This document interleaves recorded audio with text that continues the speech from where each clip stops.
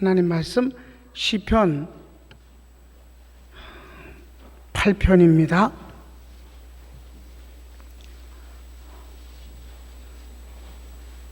시편 8편은 이제 9절까지 되어 있는데, 신약에서 이 시편 8편을 인용한 부분이 아주 중요한 부분에서 인용을 해요. 마태복음과 히브리서에서. 그런데 그 인용하는 내용들이 여기 본문을 거의 다 하고 있어요. 그래서 시편 8편의 별명은 다 같이 메시아의 시, 그리스도의 시라는 뜻이에요. 주님을 직접적으로 말씀하실 때 이 시편 8편을 인용하고 있는데, 시편 8편이 다윗의 시잖아요. 그러니까 다윗이 엄청스러운 사람이라니까요. 내용은 두 가지인데 1절부터 3절까지는 창조주 하나님의 그 무한한 능력과 아름다움에 대해서, 피조물에 대해서, 피조물이 이제 둘인데 자연과 인간, 앞부분에 1절부터 3절까지는 인간 자연 피조물에 대해서 기록하고 있고, 4절부터 9절까지는 인간에 대해서 말씀하고 있어요. 자, 1절부터 3절까지를 먼저 보겠습니다. 1절 먼저 봅니다. 여호와 우리 주여, 주의 이름이 온 땅에 어찌 그리 아름다운지요. 이건 시편에서 아주 많이 나오는 말씀이죠. 여호와 우리 주여. 그런데 여호와, 그 다음에 아도나이누라고 되어 있어서 아도나이나 여호와가 같은 주라는 뜻이에요. 그래서 오 주여 우리의 주님이란 뜻입니다. 일종의 감탄사예요.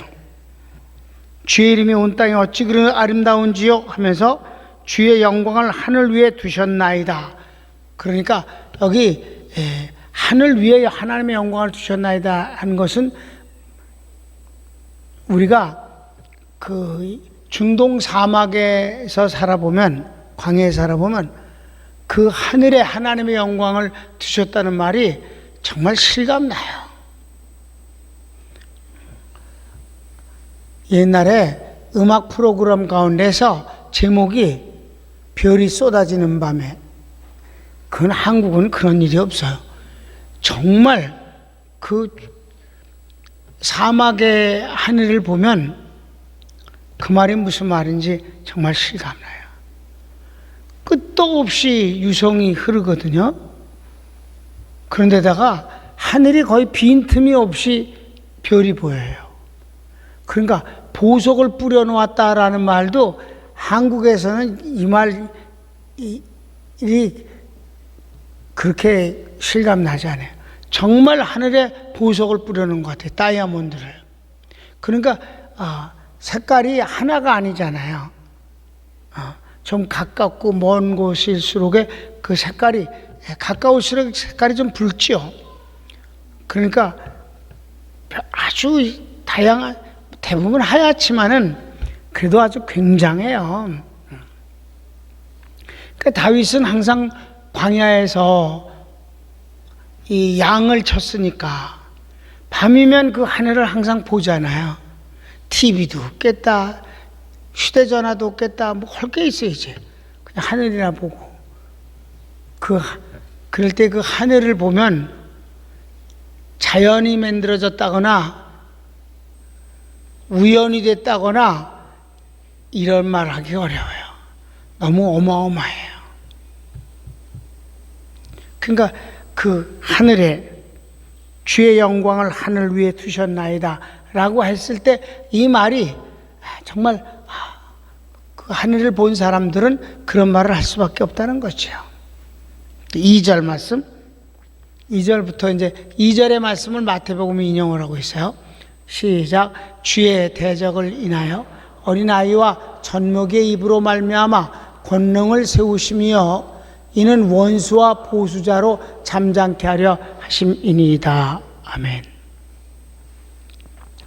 이 말씀을 2절 말씀을 마태복음에서 인용을 하고 있는데 그 배경을 잠깐 설명을 하면 주님이 호산나 찬양을 바르시고 새끼나귀를 타시고 예루살렘에 입성하셨어요. 입성하시자마자 첫 번째 하신 일이 성전 청소였습니다.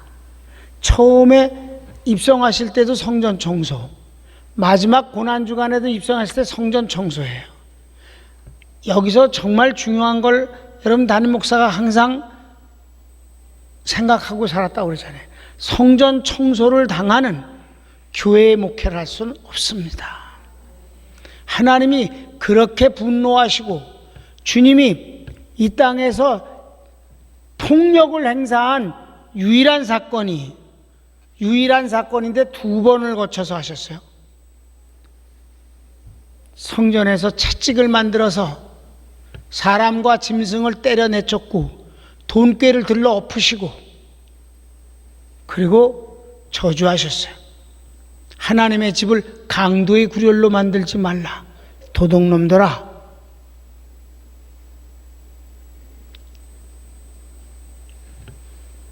교회가 썩어서 특별히 재정 문제로 썩어서 도둑질을 해.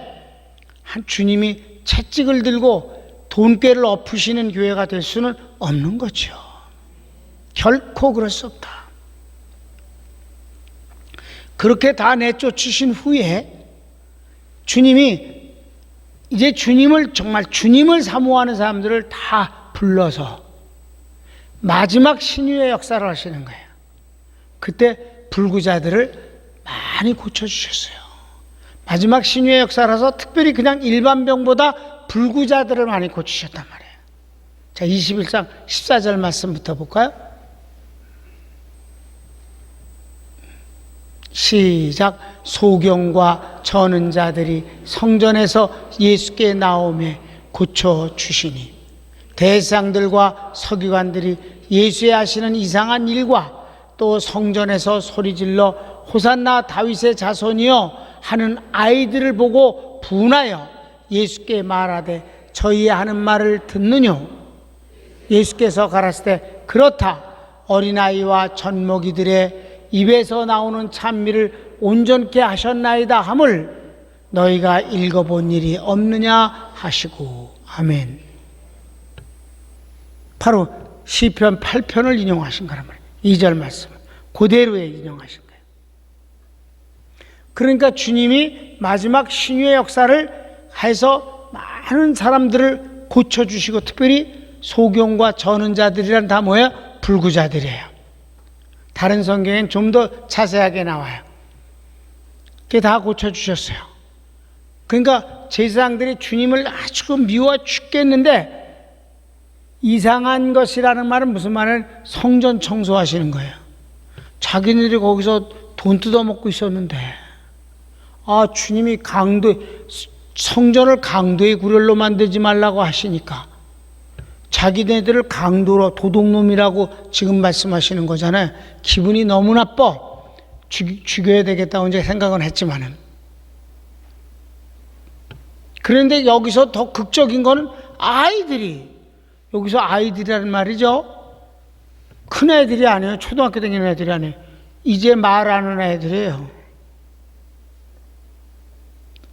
아주 어린 아이들을 말하는 거예요.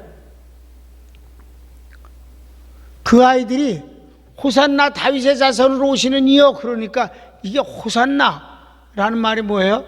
여호와여 이제 우리를 구원하소서. 다윗의 자손으로 오시는 이여 곧 그리스도시요 메시아시요. 믿습니까? 이건 예수님을 메시아라고 말하면서 우리를 구원하소서라고 한다면 아주 어린 애들이 우리 하슬이만한 애들이 그렇게 호산나 다윗의 자손으로 오시느니요 라고. 그러니까 이것들이 저 애들이 하는 소리를 듣느냐고. 그러니까 그래 나 들려. 그러면서 시편 8편을 인용하셨다 이 말이에요. 2절을. 그렇습니까? 다시 한번 시편 2편을 8편 2절을 보면 똑같아요. 예수님이 이 구절을 인용하셨다고. 시작. 주의 대적을 인하여 어린아이와 젖먹이의 입으로 말미암아 권능을 세우시며 이는 원수와 보사로 잠잠케 하려 하심이니이다. 그러니까 그 대단한 인물인 제사장들과 서기관들의 입을 어린아이, 여기서 젖먹이란 말은 무슨 말이냐면 유대인들 가운데서는 옛날에 젖을 오래 먹여갖고 말을 할 때도 젖을 먹고 있었어요. 애들이. 그런 애들이 있었어요. 그래서 젖먹이나 여기 어린아이는 같은 아이예요. 그래서 그렇게 어린아이들이 성령으로 충만해갖고 호산나 다윗의 자손을 오시는 이여 라고 하니까 읽어보지도 못해서 시편 8편 2절에 어린아이와 젖먹이의 입으로 하는 소리로 원수들의 입을 잠잠케 하노라 하지 않았느냐. 그러니까 하나님의 말씀은 유명한 사람이 말을 해야 신뢰가 되는 게 아니라 하나님이 기뻐하는 사람을 통해서 복음을 전하게 하실 때 어린아이조차도 주님은 쓰신다는 거죠. 순수하고 신뢰를 하고 있는 어린아이들의 왜 특징이에요? 주님이 어린아이 같지 않으면 천국에 갈 수 없느니라고 했을 때 그 어린아이도 테크나라고 그래갖고 어린아이예요. 아주 유치원 가기 훨씬 전의 아이예요. 이런 아이들은 어떨까? 순수하고 순진하잖아요. 하나님을 전적으로 의지하고 믿는 거죠. 그 어린아이들은 뭘 철저하게 해요? 엄마를 사모하고 좋아하고 엄마의 말을 믿어요. 조금 크면 이제 엄마가 거짓말하는 거 알지? 근데 어린아이들은 엄마의 말을 무조건 믿거든. 그리고 엄마를 좋아하고 엄마를 의지하고 이 유치하고 무식하고 미성숙한 그런 뜻을 말하는 게 아니라 이 순수함과 신뢰와 의지하는 그 부분을 인하여서 어린아이 같지 않으면 천국에 갈 수 없느니라고 하신 것임을 믿으시기 바랍니다. 그러니까 여기서 주님이 마지막 그 성전에서 성전 청소를 하셨을 때 어린아이와 젖먹이의 입으로라고 직접 그런 일이 일어난단 말이에요. 그러니까 너희가 읽어보지 못했냐? 시편 8편에. 그러니까 주님이 이 땅에 계시면서 다윗의 시를 제일 많이 인용하신다니까요. 물론 주님이 그에게 주신 영감이지요. 아름다운 일이지. 부럽고 아름다운 일이에요.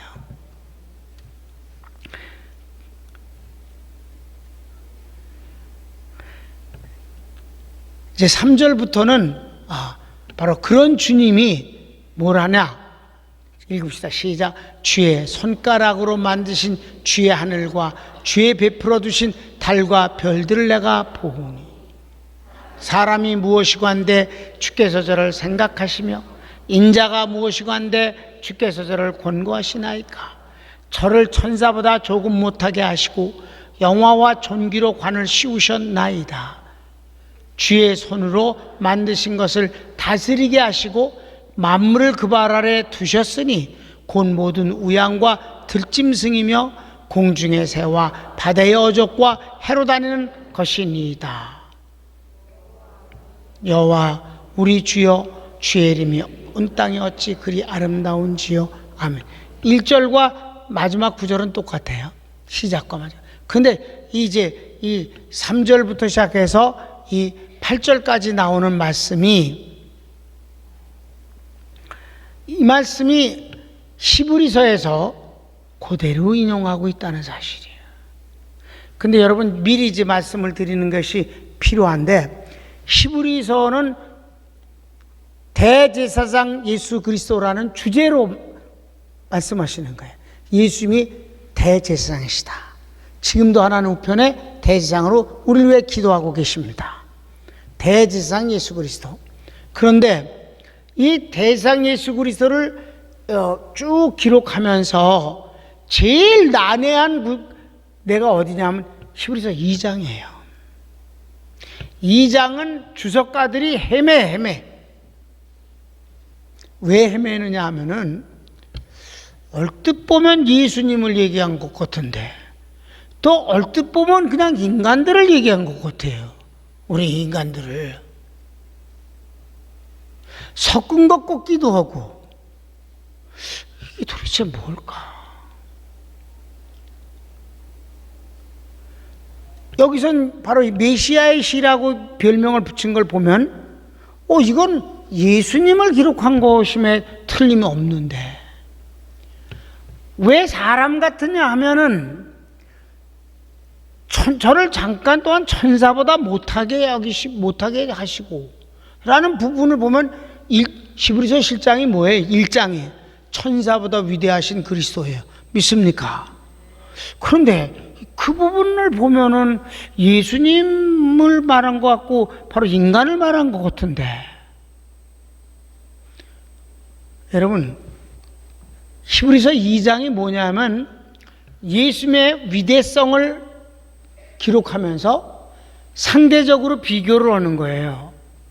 곧 1장은 천사보다 위대하신 그리스도를 말해서 천사는 그냥 일꾼이에요. 부리는 영이다. 주님이 부리시는 영이에요. 머슴과 같아요.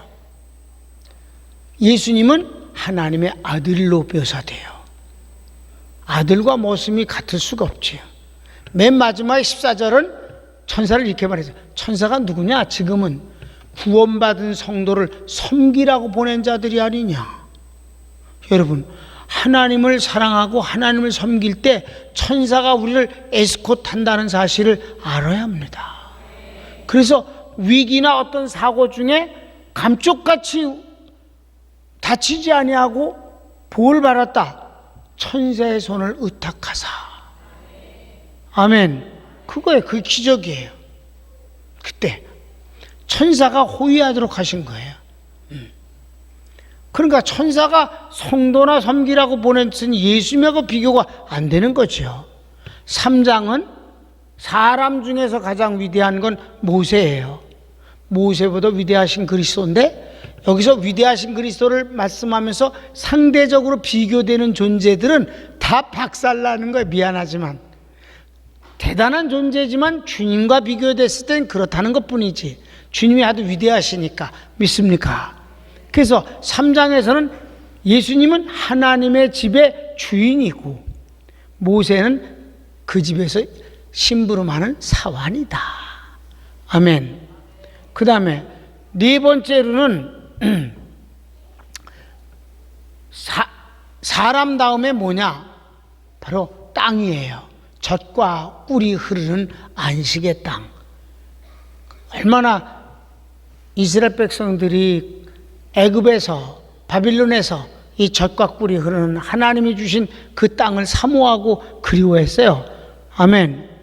1878년 동안 디아스포라가 됐던 그들이 1948년 5월에 유엔으로부터 합법적으로 광복을 하고 30몇 명이 팔레스타인 들어올 때 드디어 주인이 되고 그 오랫동안 수천 년 동안 살았던 팔레스타인 원주민들은 하루아침에 게릴라라는 이름을 받았다니까? 말도 안 되는 소리지. 진짜 불가사의지. 그렇습니까? 하나님의 섭리로 하시는 일이에요. 그리고 하셨어요. 이 한 세대가 지나기 전에 인자가 오리라. 무화과 나피 연하해지면 무화나무는 이스라엘 민족을 상징하는데 새싹이 나서 광복이 되면 한 세대 100년을 그들은 말하고 있거든요. 유대인 그 성경에 나오는 한 세대는 100년을 뜻해. 1948년. 그럼 2048년이면 한 세대가 되기 전에 인자가 오리라. 그런 거 보면 주님이 재림하실 때는 모든 면에서 모두 가깝다는 사실이지요. 난 그렇게 믿어요. 아무튼 그 불가사의가 일어났잖아.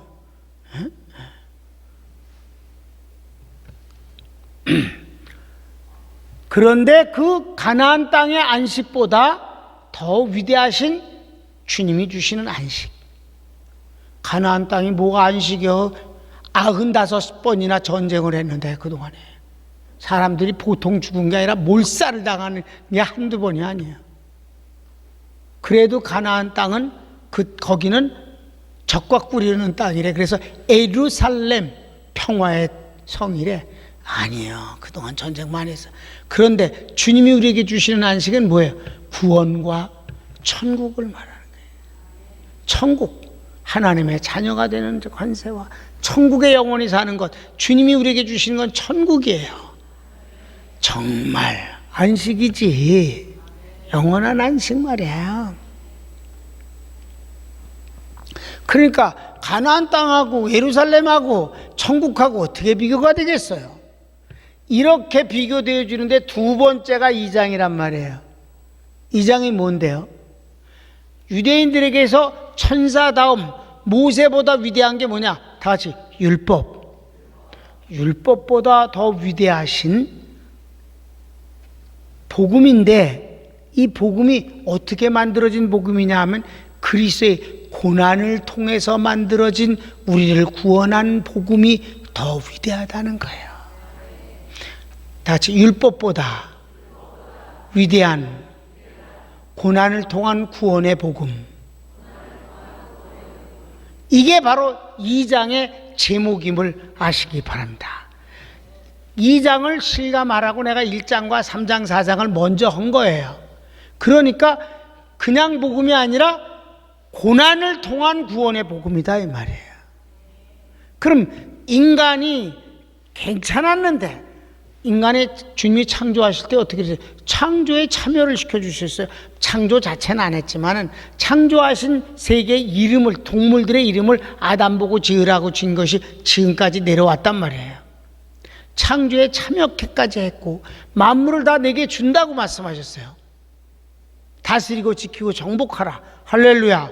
이렇게 만물 다 주었는데 인간이 타락하고 나니까 만물의 주인이 되기커녕은 만물을 두려워하고 만물을 하나님 대신 섬기더라 이 말이에요. 아주 멍청이 같은 짓들을 한다 이 말이에요. 이게 바로 죄악론에서 시작되는 로마서 1장 얘기가 그것 아니에요 여러분?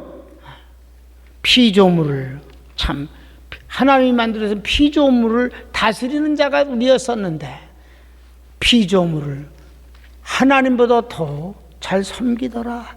이러니 참으로 답답하고 그런 거지 뭐. 그래 안 그래요? 아무 말도 안 하네.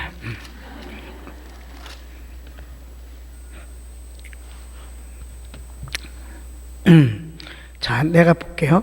20절. 그러므로 하나님께서 저희를 마음의 정죄로 버려서 저희 몸을 서로 욕되는 이는 저희가 하나님의 진리를 거짓 것으로 바꾸어 피조물을 조물주보다 더 경배하고 섬김이라. 아멘. 피조물을 다스리고 정복하고 축복할 수 있는 우리가 피조물을 창조자보다 더 섬기더라 이 말이에요. 전 세계가 다 그렇지 뭐. 그러니까 뱀같이 뱀신도 있고 별별 신이 다 있지 뭐. 우리나라도 여러분 옛날에 초가지붕을 우리가 살았죠. 다 볏집으로 만든 집에 다 시골은. 거기에 누가 사냐? 구렁이가 살아. 구렁이.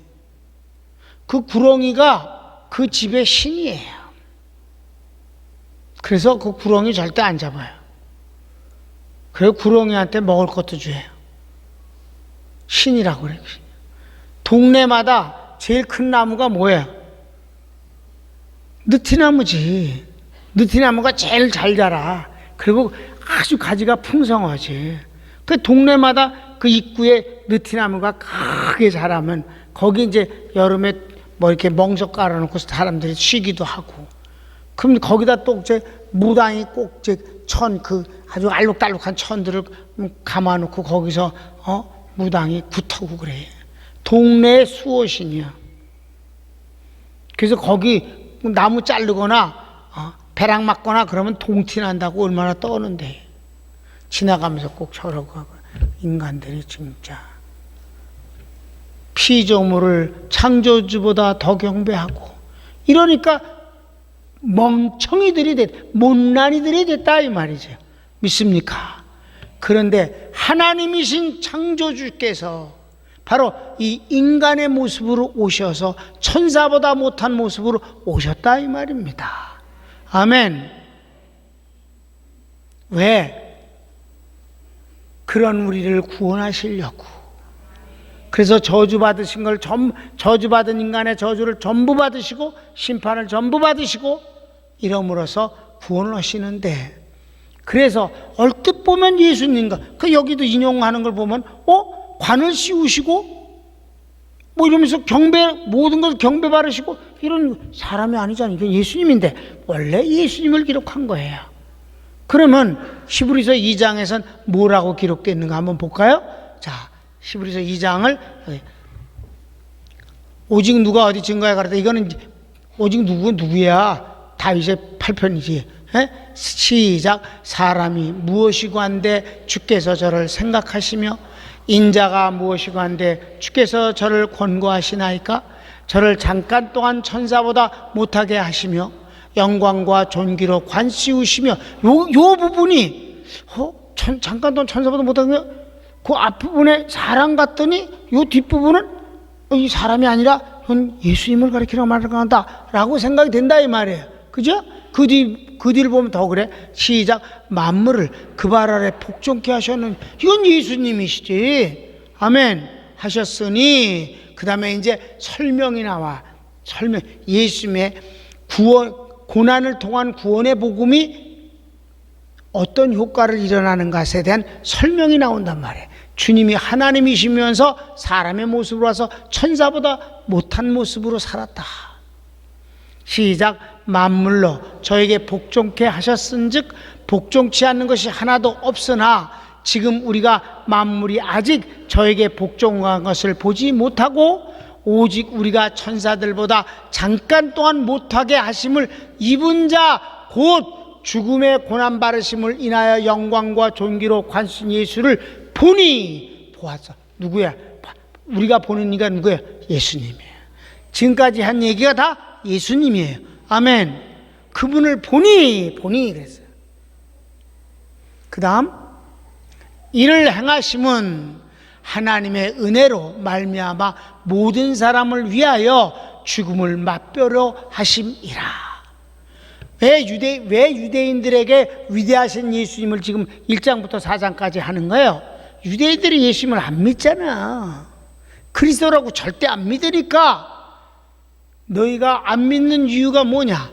그분이 너무나도 고난을 당하고 구차하고 마침내 십자가에 못 박혀 죽으실 때 아무 말씀도 하지 아니하시고 그런 모든 것들을 인하여 너희가 그를 멸시하는 걸 아니냐? 그를 그리스도라고 받지 못하는 이유가 뭐냐? 너무 누추하다. 너무 그분은 고난을 당했다. 어찌 그리스도가 유대인의 왕이 그런 모습이 될 수 있겠는가? 외모를 취하니까 인간들은. 그런데 정신 차리고 들어라. 그가 그렇게 너희들이 멸시하는 이유인, 그리고 너희들이 믿지 않은 이유인 그분의 고난당하심이 곧 우리를 구원하시는 하나님의 방법이니라. 그분이 고난당함이 아니라 그분은 고난당한 이유가 하나도 없는데 내 저주와 내 심판을 가지고 처치하시느라고 그 고난을 다 받으시는 것이 아니냐. 그러니까 율법은 사람을 구원할 수 없을 때 그분의 고난당함의 복음은 우리를 구원하시는 일이다. 이제 이해되십니까? 히브리서라니까 히브리인들에게 쓰는 편지예요. 그러니까 예수님을 아주 안 믿고 하찮게 여기고 받아들이지 않는 그들에게 예수님이 얼마나 위대하신가를 먼저 빵빵빵빵 1장부터 4장까지 때렸다 이 말이에요.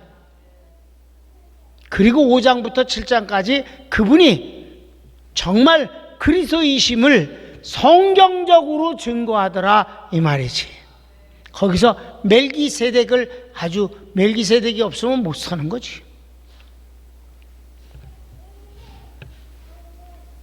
이와 같은 것 맥락에서 봤을 때 이 시편 2편을 시편 8편을 이렇게 인용하는 것이 이 히브리서 2장에서 얼마나 중요한 것인가. 그런데 이 복음을 잘 모르면 사람들이 헷갈리는 소리를 한다 이 말이에요. 해석해서 히브리서 2장을 갖고 지도 모르는 소리를 써놨기 때문에 읽으면 더 골치가 아프고 성질이나. 간단해. 우리와 같이 되셔서 고난을 당하심으로 그분이 승리하신 것이 우리를 승리케 하심이라. 그래서 결론적으로 뭐라고 하는지 알아요? 히브리서에서 구원하시는 분과 구원받는 자가 일반인이라 하나다. 아멘.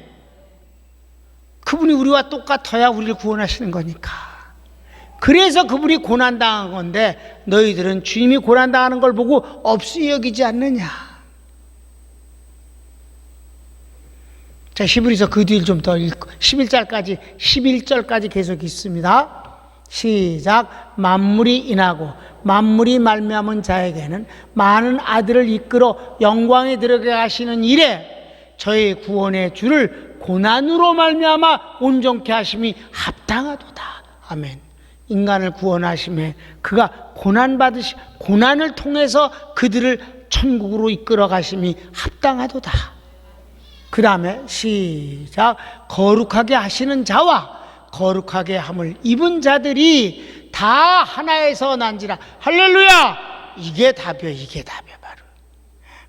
그래서 예수님인지 사람인지를 헷갈리게 되는 거예요. 처음에. 왜? 하나이기 때문에. 왜?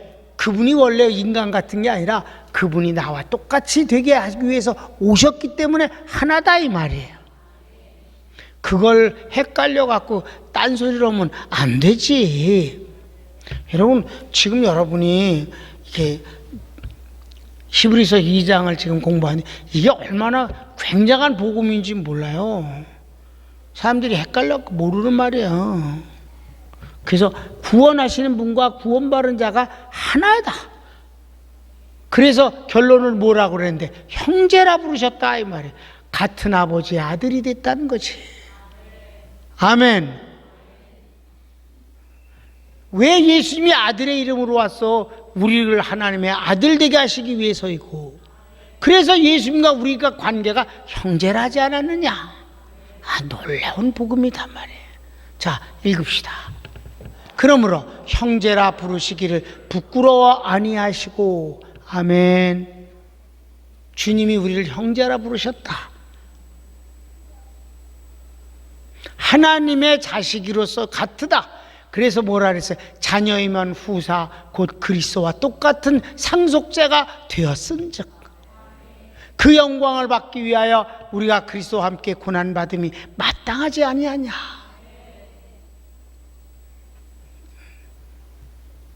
그러니까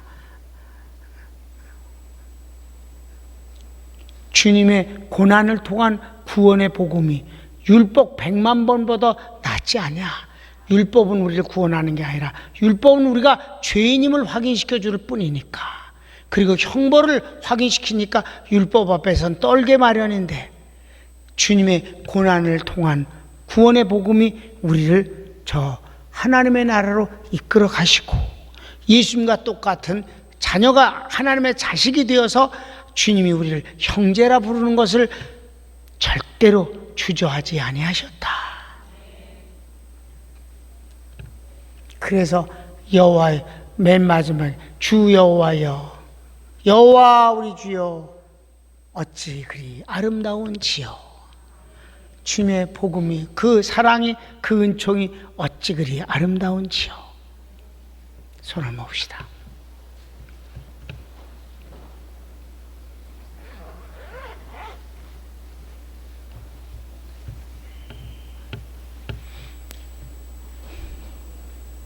주님이 우리를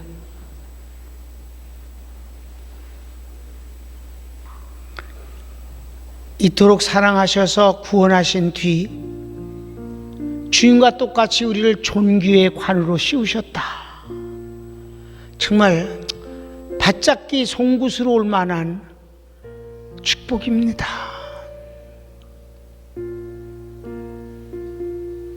정말 감사한 일이고, 하나님 이렇게 높여주셔도 되는 것입니까? 여러분, 말씀을 믿으세요? 주님과 똑같이 영광의 관을 씌우셨다고 하지 않아요? 너무 엄청나서 안 믿어져요? 그래도 믿으세요. 그래서 고린도전서 7장에 성도들끼리 재판할 때 주님이 하시는 말씀이, 야, 너희 교회 중에 그만한 지혜 있는 사람이 없느냐? 그래, 너희가 하나님의 나라를 상속받지도 못하는 불의한 자에게 가서 판결을 받으려고 그러느냐? 그들이 얼마나 한심한 자들이냐? 라고 하면서 세상의 판검사를 웃기게 표현하셨어요. 이때나 그때나 그쯤이면 대단한 상위권 아니에요? 그런데 하나님은 단호히 믿지 않는 그들이 하나님의 나라에 들어가지도 못하는 자들을 라고 하신다, 이 말이에요. 우리가 사회적 문제를 괜히 그렇게 하면 안 돼요. 사회 문제는 또 사회 문제. 그러나 여기서 중요한 거는 그들을 깔보고 함부로 대하라는 말이 아니라, 하나님이 나를 구원하신 이 구원이 얼마나 큰 것인 것만큼은 믿으라는 뜻이지. 다 같이 주여 한번 부르기도 합시다. 주여, 사랑하는 주님 감사합니다.